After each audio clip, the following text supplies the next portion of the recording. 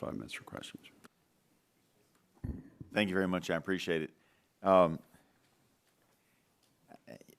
don't know that I really have an interest in who inspects the fish other than the economic one. Now, Mr. Morris, you indicated that, and the question was commercial operations, and you left Virginia out, and I assume that you did that because we don't do catfish farming per se, but because of bad decisions that our state made, we introduced the blue catfish into the James River in the 1970s, and now the best way to eliminate it is to eat it, or to at least control the numbers. Apparently this fish lives up to 20 years, can grow to 100 pounds.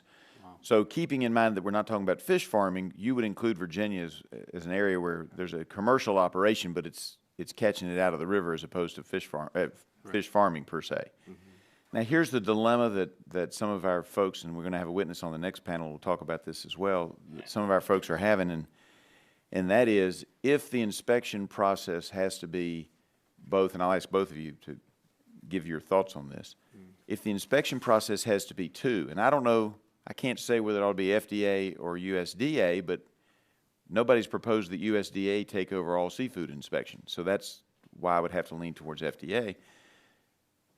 But if these folks catching the blue catfish out of the James River and the Chesapeake Bay, apparently it's spreading now into other parts of the bay, if they are having to be inspected by two, both the written testimony of a witness on the next panel and Todd Haymore, who wrote a letter on June 3rd out of the office of the governor of the Commonwealth of Virginia, indicated that there are going to be some businesses that just decide they're not going to process or deal with the blue catfish because they don't want to be inspected and operate under the rules of both the USDA and the FDA, and they can deal with all the other fishes by just doing one. So how do we solve this problem? Because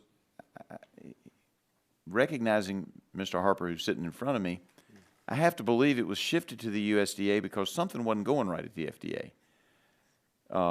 So how do we solve these problems that the catfish farms in Mississippi, et cetera, are having with the problems that it will create for Virginia and other states of the Chesapeake Bay in trying to eliminate a predatory fish? Help me out. How do we thread that needle? Any solutions? Well, it's a good question. I don't know if I have a specific answer to you, but you did mention resources, how much the program would cost. So I could comment on that. You know, in terms of the USDA program, originally they estimated it would cost about $14 million a year. They reduced that estimate to about $2.6 million. But they have spent $20 million to develop the program since 2009. So that's already a sunk cost into the program. So just to give you some perspective in terms of what's being spent and what, on the FDA side, the estimate would be more in the $700,000 range. Just to give you some perspective.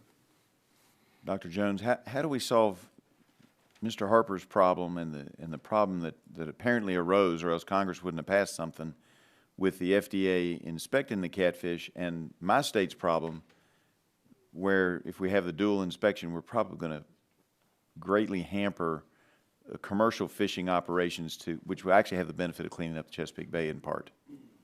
Well, I'm not in a position to propose a solution to that problem, but if I could, I would like to comment on something you mentioned earlier. Please. Which was your belief that this transfer of primary authority may have occurred because there was some sort of a problem with FDA's seafood inspection program, and I just want to go on record as saying that I don't believe that to be the case. All right, and I appreciate that, and I'll look into it further, and I suspect Mr. Harper may have some comment about that later. It is interesting, and we shouldn't. It goes to prove we shouldn't be just dropping species from one ecosystem into another one without thinking it through very, very carefully. But just so that you all will know, I represent the western part of Virginia, so I don't have what typically people would think of as a bay district. However, 3 of my 29 jurisdictions are in the Chesapeake Bay watershed, and I have the headwaters of the James in my district. So while the blue catfish haven't gotten there yet, when I look at data that indicates there's 75% of the biomass in the James River today because they eat everything and squeeze out the others, I'm concerned that it'll hurt some of our tourist industries, which deals more with the smaller fishes and trouts as you get further up the stream at some point in the future. So I am concerned about this issue, and I appreciate it and yield back. Chair, thanks, gentlemen.